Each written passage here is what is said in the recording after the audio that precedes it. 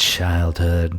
When life is simple and our minds are innocent. It's not until we grow up and revisit some of our favorite sources of childhood entertainment that we discover that there are some pretty adult themes hiding there. In fact, applying adult logic to some classics makes them downright disturbing. Here are some theories that have taken the internet by storm and are sure to ruin your childhood memories. You're welcome.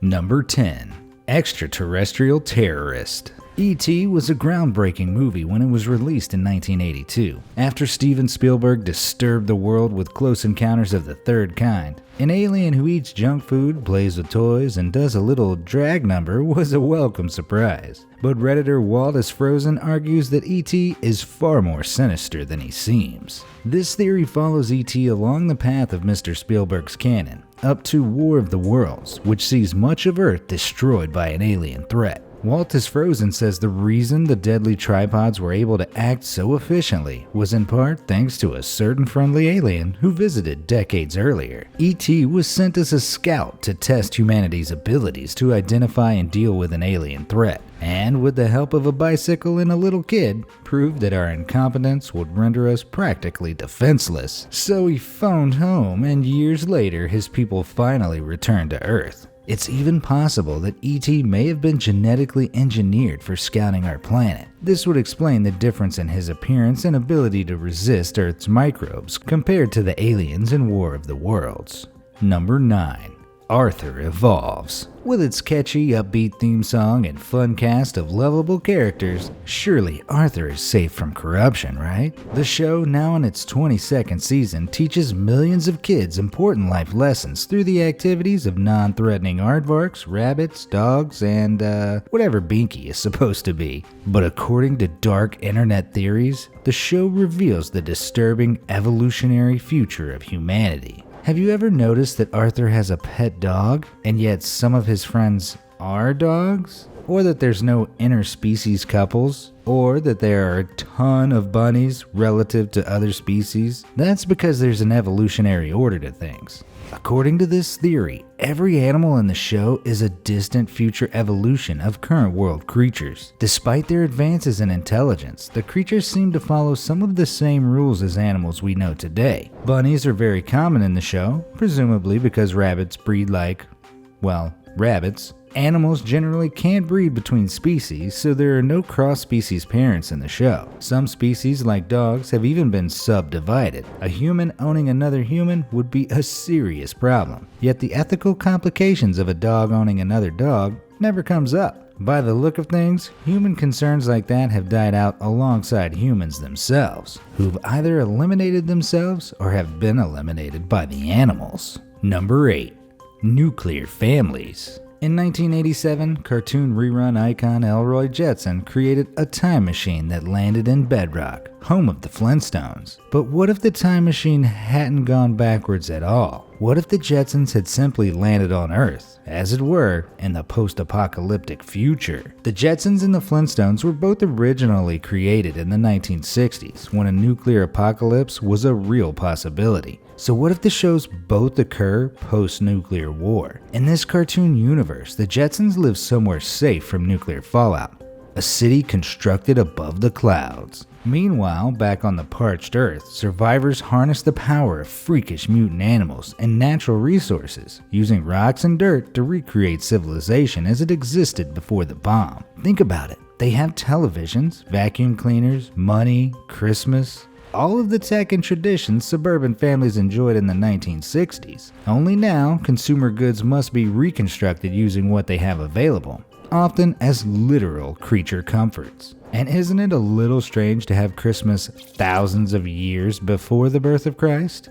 So while Elroy intended to take the Jetson family on a trip across time, he really just took them to the nuclear wasteland below. Number 7. Coyote Goes to Hell. Why on earth does Wile E. Coyote continue to pursue one particular roadrunner when the desert is full of alternatives? The answer, of course, has been right there all along. He's in hell. This theory refers to the story of the Greek mythological figure Tantalus, who was condemned to the deepest pit of the underworld for crimes against the gods. Anytime Tantalus attempted to drink from the pools around him, they immediately dried up. When he reached up for hanging fruit above, the branches lifted out of reach. Does this kind of endless near-miss torture sound familiar? Whatever Wall-E's crime, it's easier to believe this is some sort of cosmic moral punishment than to believe a coyote capable of running twice as fast as a roadrunner in real life and able to eat just about anything would spend so much time and energy on a single bird. It's an ancient morality tale dressed in fur, feathers, and Acme products. Number 6. Courage, the regular dog. Courage the Cowardly Dog was a pretty scary show in its own right, even without the dark fan theories. Many a childhood was tinged by the tales of a timid dog in the middle of nowhere, somehow surrounded by monsters, aliens, ghosts, demons, and more. But what if Courage was more real than he seemed? What if he was just living a normal life in a normal home, but through the ever-fearful eyes of a dog? It's quite possible that the monsters of Courage's world are actually everyday things, like the postman or the vacuum cleaner. But from a creepier angle, it's conceivable that the show is a disturbing peek into what's really going on when our canine companions are barking at walls or into the seemingly empty darkness. What's more, all the horrific entities Courage sees, which humans can't, may be just as real as we are. Number 5. Just say no to Grandpa Joe. In 1971's Willy Wonka and the Chocolate Factory, we experienced the elation of Charlie when he scored his elusive golden ticket, allowing him entry to Willy Wonka's magical chocolate factory. But lurking behind this enjoyable story is cinema's greatest scam artist, Grandpa Joe. This jerk, lounging in bed while the family has hot water for dinner, suddenly launches into a dance worthy of Fred Astaire the instant Charlie finds his ticket. Not only that, but he's a huge pervert. While we were distracted by Wonka's factory, Grandpa Joe was leching around the chocolate factory, committing heinous acts like groping Mrs. TV. Somebody's touching me! His perversions are so severe that a website has been created to raise awareness of Joe's heinous character. I can only hope that you will do what's right and donate to this worthy cause today. Number 4. Who are the Smurfs? They're blue, they're 3 apples tall, and they live in large mushrooms. So what are Smurfs? Communists? Klan members? Misogynistic pimps?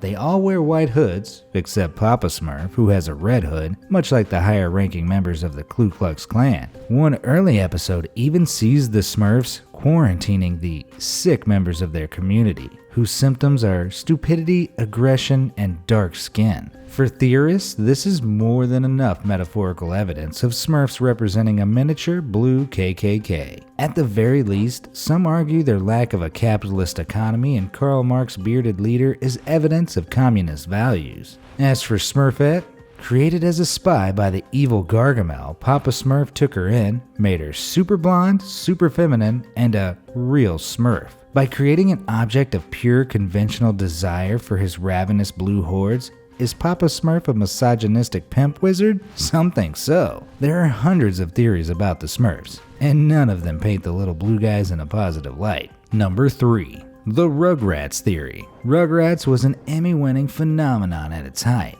But according to the internet's darkest minds, all the shenanigans and baby talk emerges from the mind of a singular character. This theory stipulates that none of the babies actually exist. They're all a figment of Angelica's traumatized imagination. In reality, they're based on babies who could have been, but met tragic ends. Supposedly, Chucky died with his mother in childbirth, so Angelica associates him with memories of his mom. Tommy was stillborn, so his broken would-be father Stu obsessively makes toys for a baby who will never play with them. Phil and Lil's mother had a late-term abortion, and since Angelica didn't know which sex the baby would have been, her subconscious created both. The trauma of these brushes with death have left a permanent impact on the psyche of the poor girl, and her outward aggression and selfishness are simply the product of a deep-rooted fear of loss. Thankfully, the creator, Arlene Klasky, stepped forward to put our minds at ease, denying the claims. No, it's not true. But now they've got me thinking. Number 2. Donkey's Disney Origins. Shrek is now regarded as a cinematic masterpiece within many of the web's oddball communities. and in fairness, it's pretty darn funny. But Shrek's walking, talking, wisecracking sidekick story is anything but a joke. Donkey's origins lay in another kid's classic with a healthy tinge of terror, Pinocchio. You may have repressed this memory, but Pinocchio's friends met a horrific fate in their time on Pleasure Island in the Disney classic. The rowdy boys gambled, drank beer, cussed, and were forcibly transformed into donkeys. Those who completed the transformation were shipped off into slavery, while those who could still speak were thrown into a cave. With the fairy tale themes of Shrek, it's highly likely that Shrek's donkey was one of those boys. He has an awful lot of knowledge about how the human world works and is just the sort of guy who might have ended up on Pleasure Island. It's possible Donkey was sold off into forced labor after his transformation, but retained his silence for a while. When he started to speak, he was taken straight to the market, which is his first appearance in Shrek. Not only that, but he appears immediately after Pinocchio. Coincidence? My nose would grow right out of the window if I said it was. If, miraculously, your childhood isn't ruined yet, here's something to consider. Being brutally honest, most of your childhood favorites were toys first, and those movies and shows you watched religiously were basically elongated commercials. Kids' films, while nostalgic, are mostly little more than sales tactics for endless lines of toys and accessories. Because as any marketing exec knows, kids are a goldmine. Oh, and remember Aladdin? This is him now. Feel old yet? Clearly, blue-tinted Will Smith and some awful sequels aren't the only balls Disney's Aladdin dropped. Number 1. Bombs, Bibles, and Bikini Bottom. Since 1999, SpongeBob SquarePants' bizarre romp around Bikini Bottom has enriched our lives with memorable characters, loads of laughs, and memes galore. But have you ever stopped and thought about the location and inhabitants of Bikini Bottom? According to this theory, the reason the ocean is inhabited by weird, anthropomorphic critters is an eerie one. It all comes down to a genetic mutation following nuclear fallout. As demonstrated by its name and the show's title sequence alike, Bikini Bottom is found on the seafloor below the very real and very radioactive Bikini Atoll. This location, part of the Marshall Islands, was a real-life test site for atomic bombs in the mid-20th century. In fact, it's the fictional birthplace of one very well-known mutant by the name of Godzilla. The radioactivity there was so high at the time that all the natives were evacuated, and it's still not considered safe to go there. Seems no one told a certain Sponge and his friends, who were soon brought to life in the fallout. But these wacky mutants serve a purpose beyond warning of the dangers of nuclear war. They're representations of the 7 deadly sins. As confirmed by the show's creators, the main characters are living embodiments of greed, lust, sloth, gluttony, wrath, pride, and envy. With this in mind, the show becomes a tale of eternal, self-inflicted torment and insanity in an apocalyptic underwater hell. Still, the things I'd do to get my hands on that Krabby Patty formula. These dark theories may result in nightmares, disappointment, and lengthy consideration about the meaning of life.